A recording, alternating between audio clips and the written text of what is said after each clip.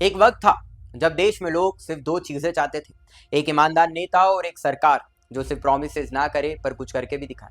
2014 में लोग थके हुए थे, हर तरफ न्यूज थी, स्कैम, घपला, सिस्टम का ब्रेकडाउन। मनमोहन सरकार पर घोटाले का सबसे बड़ा अटैक हुआ है। 2G घोटाला, कोयला घोटाला, मनरेगा घोटाला, एक के बाद एक 3 घोटाले की फाइल आज खुली। Today, the Prime Minister has finally broken his silence on the 2G scam, speaking on the subject for the first time at the Hindustan Times Summit. कुछ बदलने की उम्मीद थी पर भरोसा कम था। तब देश ने एक ऐसा व्यक्ति चुना जिसका ना कोई पॉलिटिकल परिवार था, ना कोई बड़ी लेगेसी, ना कोई फेमस सरनेम, सिर्फ एक आम आदमी जो एक वक्त में रेलवे स्टेशन पे चाय बेचता था और आज दुनिया के सबसे बड़े लोकतंत्र का प्राइम मिनिस्टर बना। नरेंद्र दामोदर दास मोदी। आज वो 11 साल पूरे कर चुके हैं, लेकिन ये वीडियो उनके सपोर्ट में नहीं है, ये वीडियो एक सवाल के जवाब में है। क्या इस दौरान देश में कुछ असली बदलाव हुआ? आप चाहे किसी भी आइडियोलॉजी के हों, अगर आप सच में देश के डेवलपमेंट में इंटरेस्टेड हो तो ये कहानी आपको ज़रूर देखनी चाहिए। आज मैं वही बदलाव एक्सप्लोर करने जा रहा हूँ, सिंपल वर्ड्स में, बिना बायस के, बिना स्लोगन्स के, बस फैक्ट्स, पॉलिसीज और लोगों की ज़िंदगी पे हुआ असली असर। लेकिन हाँ, ये वीडियो पूरा देखना ज़रूर, क्योंकि अगर आप पॉलिटिकल व्यूज़ के पर्दे में अटके हो तो ये वीडियो आपको एक नए नज़रिए से सोचने पे मजबूर करेगा। और अगर आप नए हो चैनल पे तो अभी सब्सक्राइब करो नो चिल पॉलिटिक्स को, क्योंकि यहाँ मिलता है वो सच, वो research based state of politics का जो मेन स्ट्रीम नहीं दिखाता, मैं वो लाता हूँ फैक्ट्स के साथ। तो चलिए 2014 से लेकर 2025 तक के उस सफ़र पे चलते हैं जो सिर्फ एक सरकार का नहीं, एक नई सोच का रिफ्लेक्शन बन गया। तो शुरू करते हैं। सबसे पहले बात गरीबों की। पहली बार हुआ कि 52 करोड़ लोगों के खुले बैंक अकाउंट जन धन योजना के जरिए। जो लोग बैंकिंग सिस्टम से कभी नहीं जुड़े थे, उनका पैसा अब सीधा बैंक में जाने लगा।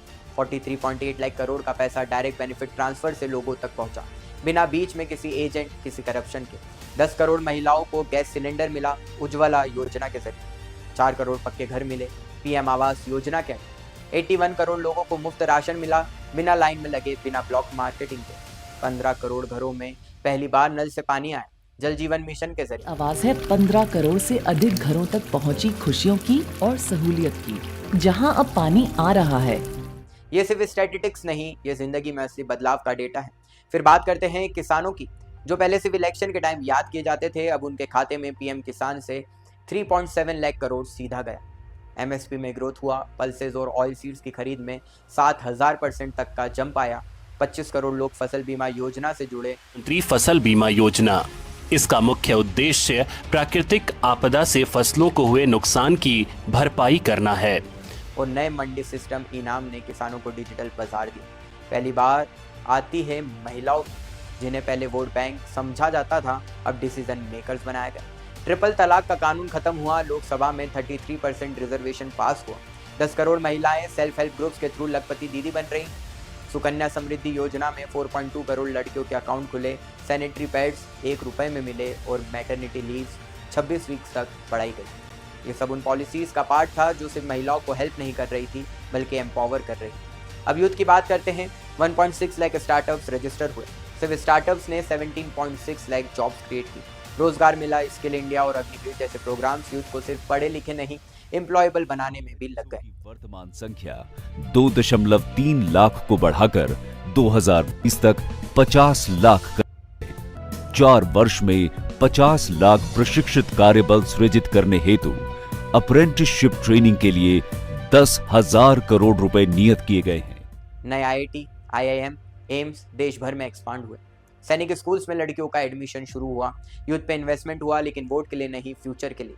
मिडिल क्लास, जो अक्सर भूल जाया जाता है, उनको 12.7 लाख तक का टैक्स रिबेट मिला। इनकम टैक्स का पूरा सिस्टम फेसलेस और डिजिटल बना। रिफंड फास्ट आने लगा और 4 करोड़ लोगों को घर भी मिला।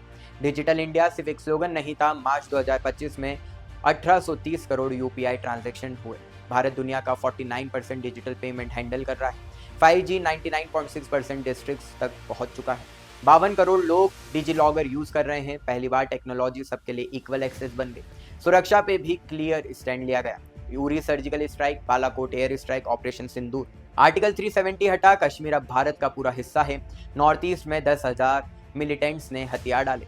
टेरर अटैक्स में 70% गिरावट आई। डिफेंस में 65% इंडाइजिनाइजेशन हुआ।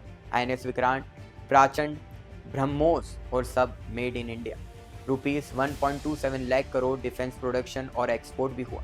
हेल्थ में आयुष्मान भारत 77 करोड़ लोगों को health ID. 9 crore hospital admission free, 16,000 Jan Aushadhi केंद्र, 90% तक सस्ती दवा, सैनिटरी हेल्थ, मैटरनिटी सेफ्टी और एफोर्डेबल मेडिसिन। ये भी एक साइलेंट रेवोल्यूशन था। इन्वायरमेंट के फ्रंट पे भी काम हुआ, 142 करोड़ पेड़ लगाए गए, tiger population highest, solar capacity 36x बढ़ी, ईवीज 3 गुना बढ़े, 13 beaches blue flag certified, ISRO ने चंद्रयान 3 से सॉफ्ट लैंडिंग की, आदित्य L1 सूर्य की स्टडी कर रहा है, गगनयान मिशन तैयार है और 328 स्पेस स्टार्टअप भारत में काम कर रहे हैं। Infrastructure 37 kilometre per day highway speed, 160+ airports, metro 23 cities में, बुलेट ट्रेन, सुदर्शन सेतु, वंदे भारत, चेनाब ब्रिज, इंजीनियरिंग के नए रिकॉर्ड्स बन रहे हैं।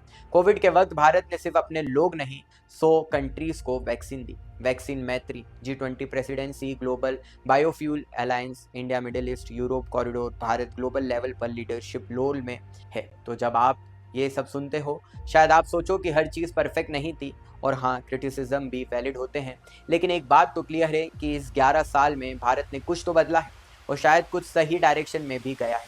आप सपोर्ट करते हो या नहीं, लेकिन एक न्यूट्रल नज़र से देखो तो ये सफ़र एक केस स्टडी है कि एक स्ट्रॉन्ग विजन, डिसिप्लिन और सिस्टम बेस्ड अप्रोच से क्या कुछ हो सकता है। ये कहानी सिर्फ मोदी की नहीं, ये कहानी है हर उस भारतीय की जो हर सुबह नए भारत का सपना देखता है। आप अगर इस वीडियो पे आए हो तो शायद आप भी सोचना चाहते हो कि क्या सही है, क्या सिर्फ शोर है और क्या असली बदलाव है। अगर आपको लगता है कि ये कंटेंट लॉजिकल और फैक्ट बेस्ड था तो सब्सक्राइब करो नो चिल पॉलिटिक्स। यहाँ हम सिर्फ फैक्ट्स लाते हैं, बिना चिल्लाए, बिना छुपाए। मोदी है तो मुमकिन है, भारत अब रुकने वाला नहीं, और ये 11 साल उसी सफ़र का एक चैप्टर है।